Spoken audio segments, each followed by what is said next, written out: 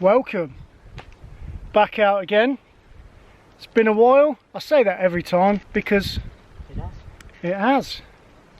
I'm back out with none other than Dick von Trekkington. Trekking Tweed. I'll put a link there. Not link in the description. So we're in the glorious Lake District. It's been an incredible morning. Really nice.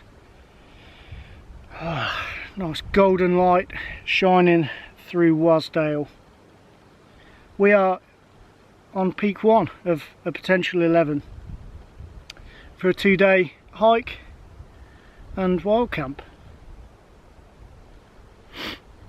Yeah, it's a bit of a yomp. It's going to be a tough one. It'll certainly be interesting and a bit of a test, but that's part of the fun, isn't it?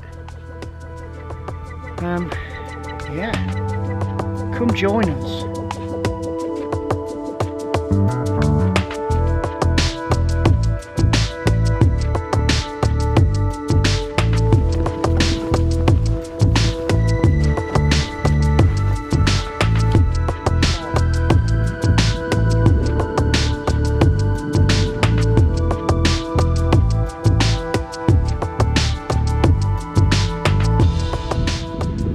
So we're just approaching the descent for Stirrup Crag.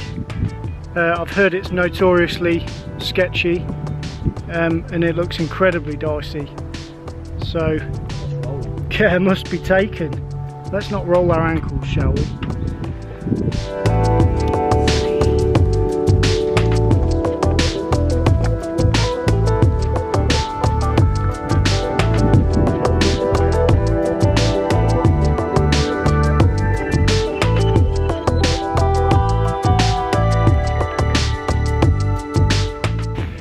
So we're well and truly in the clag now.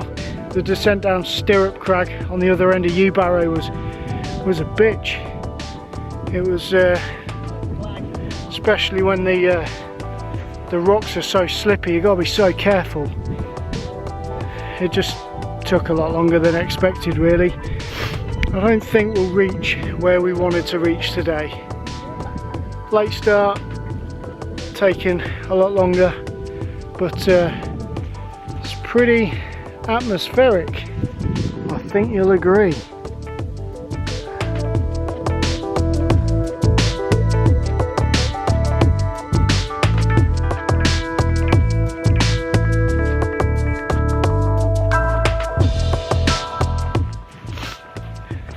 So we're just dropping down after smashing Red Pike, the Mosedale Red Pike. Just heading up to Great Scope Fell, and yeah, if anybody's interested, the OS maps will be in the description, I guess, for anybody who's bothered. Oh, Clagfest though, it's cleared up over there a little bit, as you can see, but still pretty thick in front of us. Just going to push on though. Oh yeah.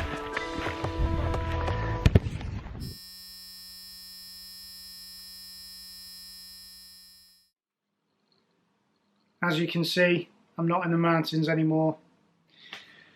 There are a couple of reasons for that. One, I think where I stopped filming, we'd just hit Red Pike. We were going up towards Scope Fell, proper into the clag there. And although it wasn't directly raining, there was a lot of moisture in the air, and my camera is not waterproof and I really didn't want to ruin it, so I put my camera away and just carried on. So we headed up to Scope Fell. We went over to Steeple. We tried to go to Great Scope Fell because I thought that was the actual summit, but it just turned out to be a bit of a grassy plateau with a pile of stones. And then we did get a little bit lost because, you know, when you're up in the mist and all that sort of thing, it's hard to spot points of reference and it can be hard to navigate. So with the help of OS maps on our phone and paper maps. We got to where we needed to be. We headed up to Pillar, which is where it changed, because we got an absolute battering on Pillar. Complete unforecast weather. It was absolutely hammering it down and battering us with the wind. So there is like a little stone shelter up there which we used and hunkered down in. And Tweed actually got a little bit of signal on his phone, so we used that to check the weather forecast. And at the point of check-in, it was due to rain for another 2.5 hours. And you know, we had our full packs up there. We were 13-14 kilo stuff with wild camping kit, and we were considering camping on Pillar, even though the original plan was to go over Pillar, go to Kirkfell, Great Gable and camp at Sprinkling Tarn. And we knew that was optimistic, but we tried to do it anyway. We severely underestimated the route and the terrain. Some of the terrain was pretty harsh, especially coming down the back of Barrow down Stirrup Crag. We even had to sort of take our bags off and lower them to each other at that point, because it was pretty steep and you had to use your hands quite a lot. And with those heavy bags, it's pretty cumbersome, so the safest thing to do, to be honest.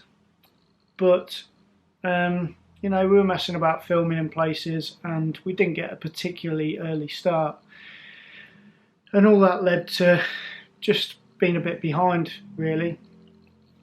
So on top of Pillar, we just had to make a call. We were either going to camp on top of Pillar or we were going to head down, and the most direct route down was to go back down where we came from to ascend Pillar, a place called Wind Gap, and down into the Mosedale Valley. That is the sketchiest bit of scree slope that I have ever seen, and I fell on my ass a few times, so it was particularly dicey.